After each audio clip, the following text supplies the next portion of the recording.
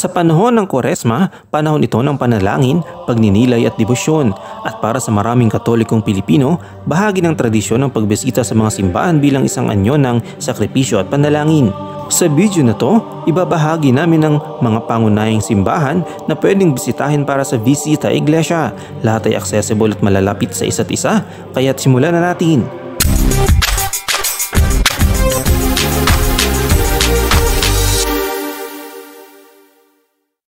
Number 1. Manila Cathedral.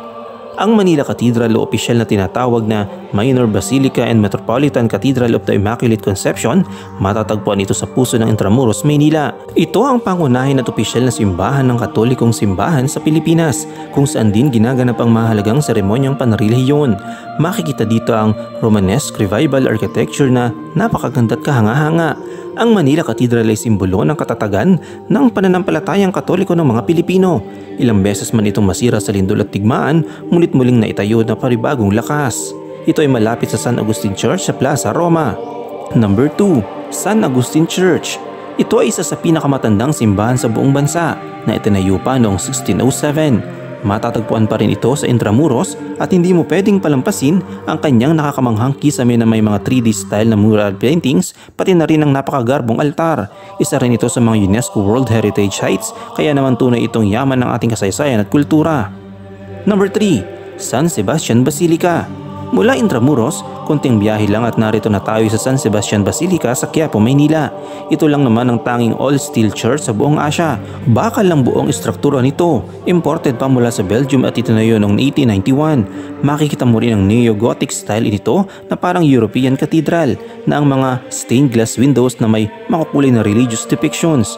Maaring puntahan sa pamamagitan ng jeep, tricycle o kahit lakad mula sa Quiapo area. Number 4. Quiapo Church. Hindi kumpleto ang pilgrimage sa Maynila kung hindi dadaan ng tanyag na Quiapo Church, tahanan ng Nuestro Padre Jesus Nazareno o mas kilala bilang Black Nazarene. Araw-araw, libo-libong deboto ang dumadayo dito, lalong-lalo na tuwing pista ng Nazareno. Ito ang sentro ng malalim na debosyon ng Pilipino. Kung gusto mong masaksihan ang tunay na anyo ng pananampalataya ng masa, ito ang simbahan na dapat mong bisitahin. Number 5. Santa Cruz Church. At ang panghuli sa ating listahan ay ang Santa Cruz Church, malapit sa Carriedo Station at sa Binondo, Chinatown. Itinayo ito ng mga Jesuita noong 1600s pa, kaya't bukod sa pagiging espiritual na destinasyon, ito rin ay makasaysayan. Makita mo rito ang Baroque style architecture na may matitingkad na kulay at detalyadong kahangahangang madaling puntahan dahil malapit ito sa LRT at maaaring isama sa pagbisita sa Binondo Church kung nais mong dagdagan ang bisita iglesia mo. Ang mga simbahan na ito hindi lang mga gusaling bato, isa silang buhay na patunay ng pananampalataya, kasaysayan at kultura ng mga Pilipino. Kung nagustuhan mo ang video na to, huwag kalimutang i-like, mag-subscribe at i-share para sa mga kaibigan at i-click ang notification bell para sa mga bagong kaalaman.